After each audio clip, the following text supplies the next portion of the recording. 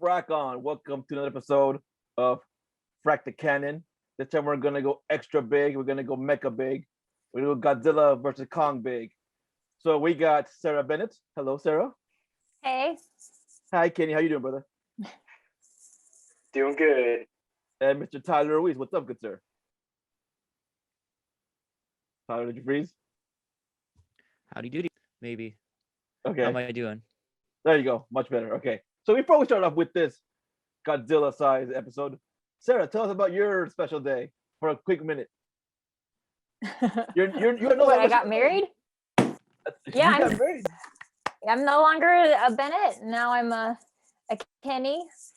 So yeah, it's I don't know. I don't know what else to say about it. It was a wedding.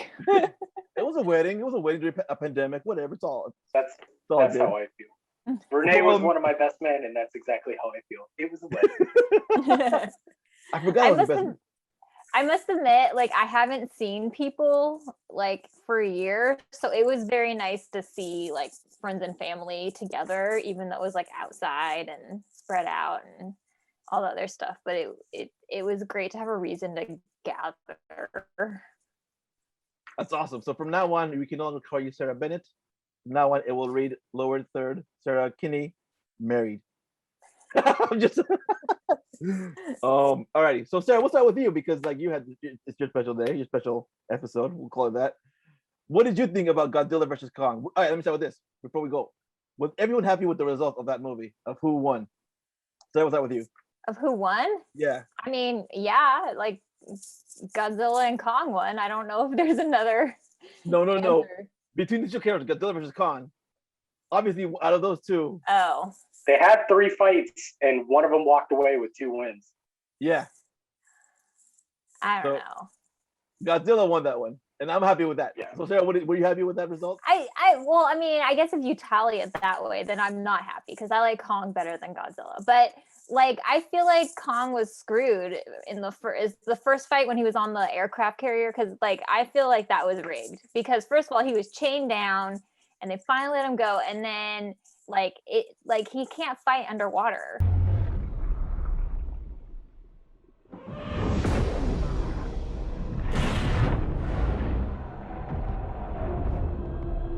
Like that's Godzilla's territory. So that's home field advantage. But it's not fair because he didn't even want to be there. He was being like kidnapped. No, he wasn't kidnapped. He volunteered to take him to Hollow Earth theory, to Jules Verne's land. That's a deep cut. If people you don't know, that's a deep cut. That's a super deep cut. He had no idea where he was going though. As far as he was concerned, they were just like he was going home. Him. No. I'm sorry. I just had to do that. So you weren't happy with the result. Tyler, were you happy with that result? Yeah, so the legendary Godzilla is so big, and the King Kong from Skull Island was like so much smaller. Like the odds were stacked against him. Like, and I was thinking there'd be no way that Kong would even stand a chance. And I like what they did to kind of even the odds, and I like that they fought a lot. So I am not surprised with the result, and I'm satisfied with the result. Kenny, your thought, good sir. So to piggyback, something that I like, because I grew up on Godzilla, I grew up on Kong. Like, I love these. I'm a major mark for these two. But something they set up in Kong Skull Island is that he's a baby essentially in that movie. He's still kind of in his infancy, so he's going to grow, and then 40 or so years have passed, and he's a little bit bigger. They give you some backstory, and but anyways, between the two, absolutely. Like I'm a Godzilla guy first and foremost. Like, and that scene where Godzilla whoops him in Hong Kong, and he stands on his chest and roars in his face. He's like, "Stand down! I've won. You've lost."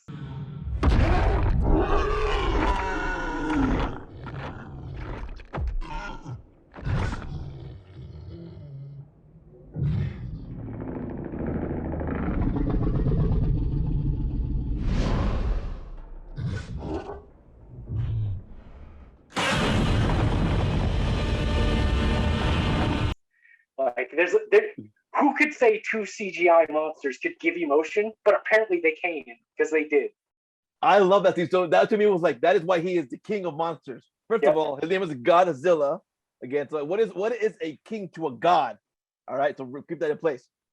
Secondly, I'm like, that scene was moment. He was saying that because he could have killed him.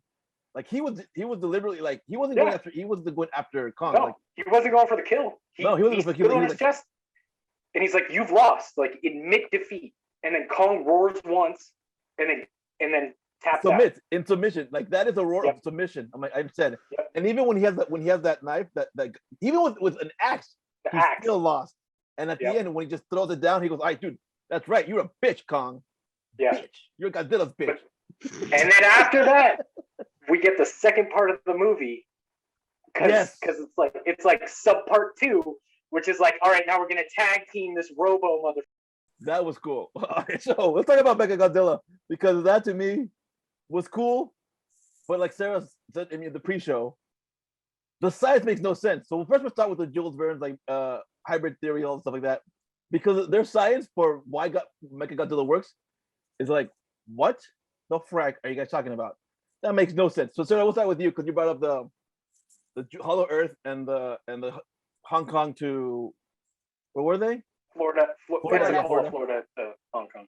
Great, Sarah. Yeah, I hated the whole plot line with them going into Hollow Earth, and the part that I hated about it, like I can believe that there's like maybe secret caverns under the earth. I can take that leap of faith.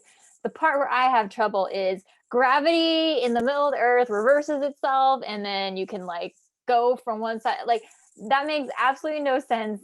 That is not, it's a movie with giant monsters, but like I can only take so many leaps of like faith. It just like as soon as they were saying that, I'm like, okay, this just got goofy, and now I can't even enjoy what's going on. And I also want to say, like, Hollow Earth obviously has an entrance on Skull Island, because that's where the skull monsters were coming out. Like right there in Hollow Earth coming out. So why didn't they just dig like a hole in Skull Island? I mean, I know they had to haul Kong across the ocean so that he could fight Godzilla, but I hate plot points like that where they do something stupid that makes no sense just to make something else happen. And then of course, then Godzilla just fire breathes the hole down into Hollow Earth.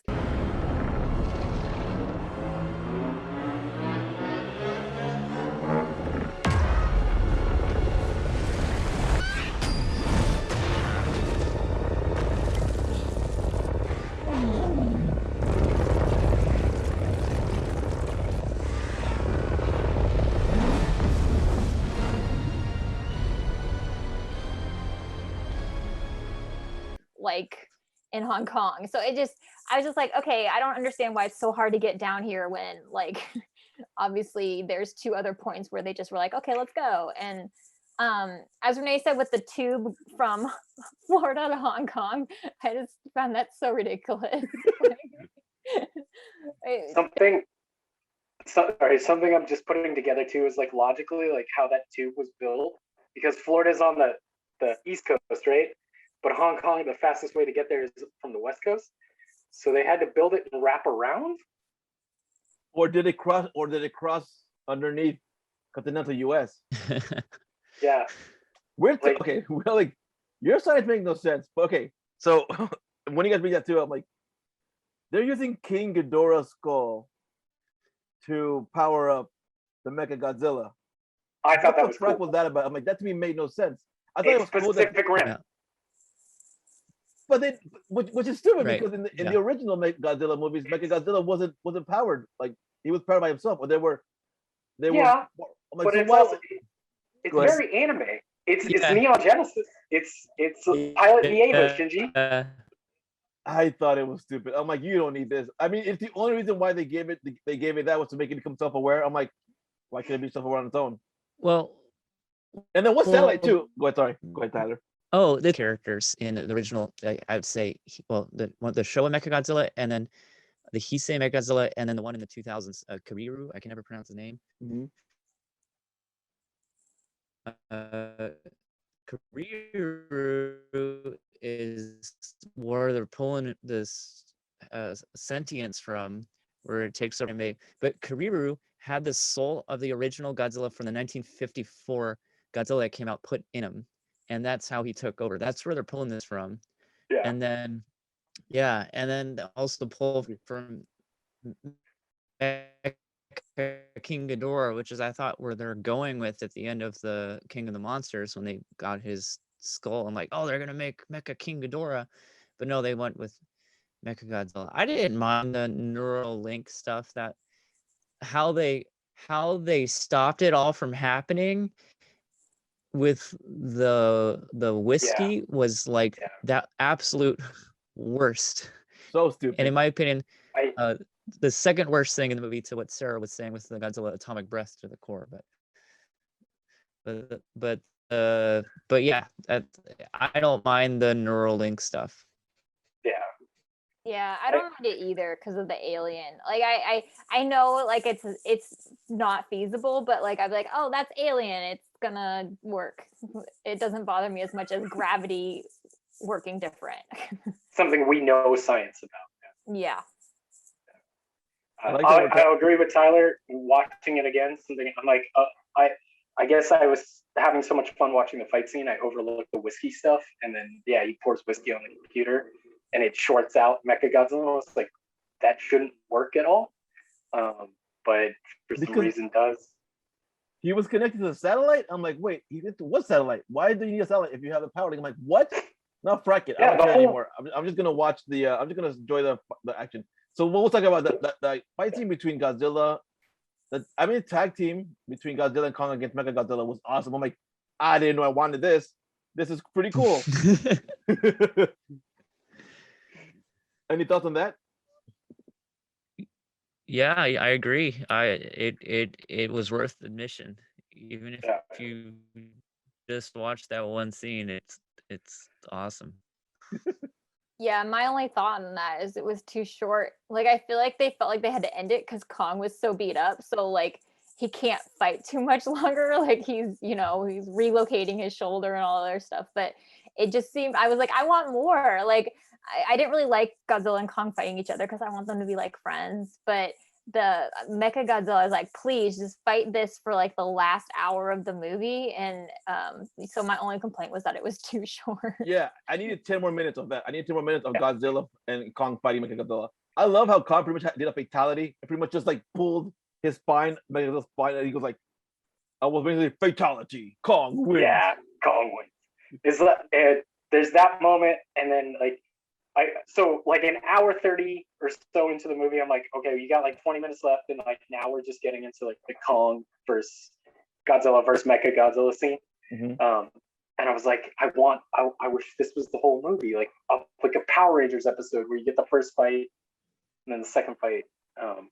But like, there's this sick moment where they have their tag team move where Godzilla powers up the axe with his atomic breath. And then Kong uses the axe to cut off the arms and rip off the head. And it's like, that's exactly what you want. Like that is worth the $10-20 you're going to spend on the movie. Which I am not going to pay. I saw it already. I'm not going to pay that. I might do that for Mortal Kombat, but not for this one.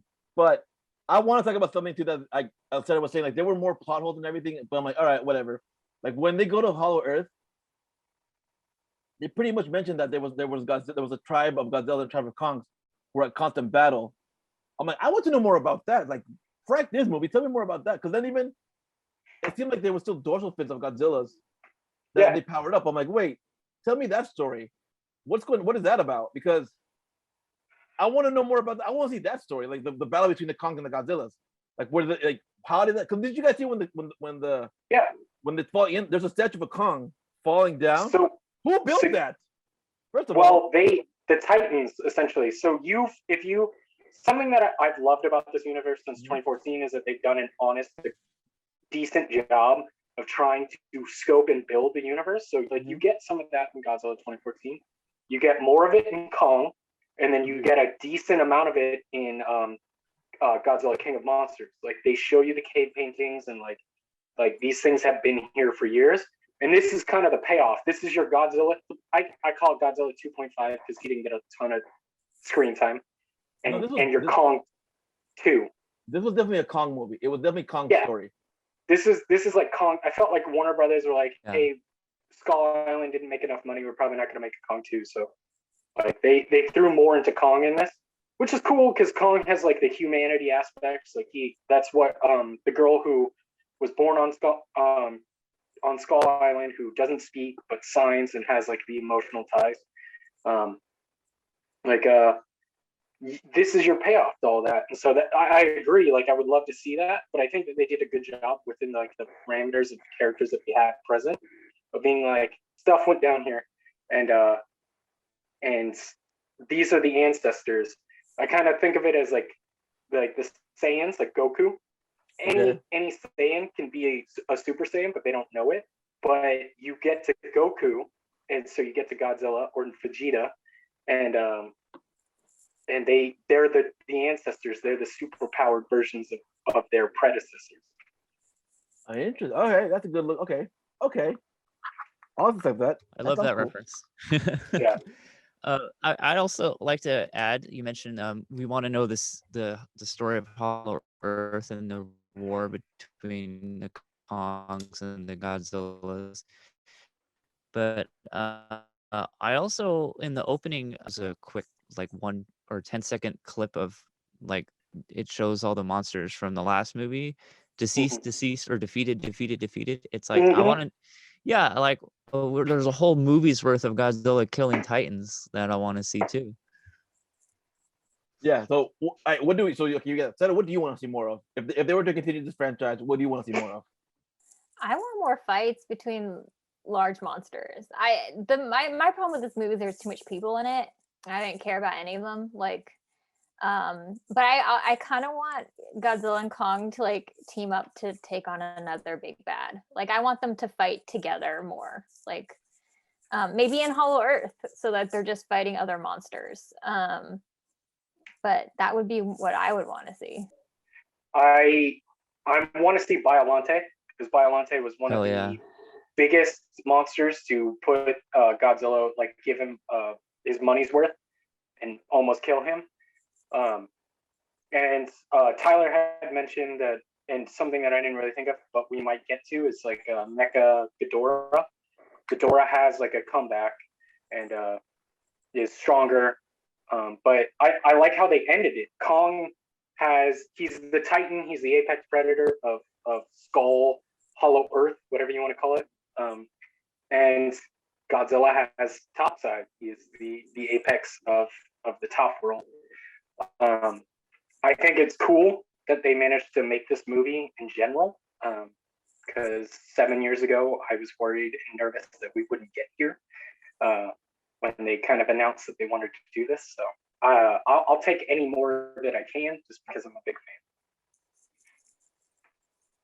fan. I second that. All right, I have nothing else to add. If anything you want to guys add before we frack off? Yeah. Go ahead. Yeah, I got one thing. It feels like they're kind of just trying to find what works. Each of the legendary Godzilla movies are completely different. The Gareth Edwards, in the sense that you only see like 3 minutes or 4 minutes, 5 minutes maybe of Godzilla, and it's all in the dark. There's a lot of build up, and Bryan Cranston has this amazing performance, but point being is that's completely different than what they really got wrong about King of the Monsters is the characters in the movie were probably the worst of the legendary movies, like the human characters. And then this one, Godzilla versus Kong, is, in my opinion, the best of the 3 Godzilla movies,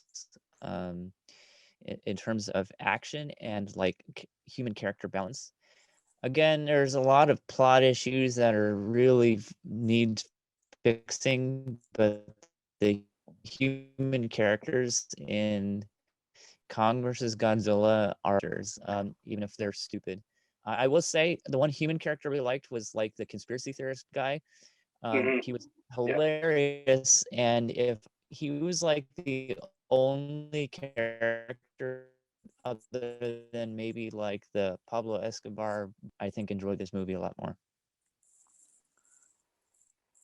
I thought there was too many characters. I don't care about these characters. Um, Go ahead, did Kenny. any of you pick up on the pilot of Mechagodzilla was the son of Ken Watanabe? Yeah, I did. We I call him did too. That Kurosawa. was awesome. Yeah. Okay, and I felt like that was completely underplayed because he has the same last name, so he's by relation, but they make no like get rid of the apex, the humans are apex predator line, and give me a line that it's like, I want to avenge my father's death. I don't know why he loved Godzilla. Like, give me some character there. And then yeah, maybe get like Millie Bobby Brown doesn't necessarily need to be in the movie, but I love the fun moment. Her dad definitely doesn't need to be in the movie. I don't care about like modern camp stuff, but I love the conspiracy theory. I agree with Tyler. Like they did a good job balancing the human aspect this time around. I don't think 2014 did a bad job. I think they relied too much on the Jaws concept, which is save the monster for the big moment, which made me in the theater scream out of my head. But when you rewatch it, it doesn't have the same rewatchability because you know the moments that are coming. But yeah, they did. I feel like the human subplot was like a solid balance this time around. Sarah. I hated all the people. I didn't want them in the movie at all. Sarah I Bennett. don't know. Sarah Kinney. Sorry, Kinney. Misanthrope. Just kidding. I unlike Tyler, I did not like the conspiracy theory guy at all. I think he was actually my least favorite because it was too real. Like Yeah. with what's going on right now in the world. I but second that's that. just me. I second that. I'm like, it's too real. Too real. I think if I was gonna pick a favorite person, it'd be like the little girl, the deaf girl, because I felt like she really like, I liked Kong was her best friend, and I like that kind of cheesy plot. But All that's right. just me. No, sorry. Go ahead. No, I was done. I like everyone's echoed before. I love the fights. More of that. I could use 10 more minutes of Kong fighting Godzilla or them fighting Mechagodzilla. Less humans. I hate the conspiracy guy. I'm like Sarah said, too real. Did you know that's Miles Morales' dad from Into the Spider-Verse? Yeah. I Okay. did not know that. That's him. I'm like, oh my god, either you're a really good actor or you're really bad at it because I hate this character. No, he's a really good actor. That's why you hate him. Mechagodzilla was cool. I wanted more of that. Yeah, and then last but not least, bow to your king, bow to your god. What is a god? What is a king to a god? Don't break DC. Alrighty. We'll see you. Thank you guys for watching. Thank you for joining us. We'll see you same freaking time, same freaking channel. Frack off.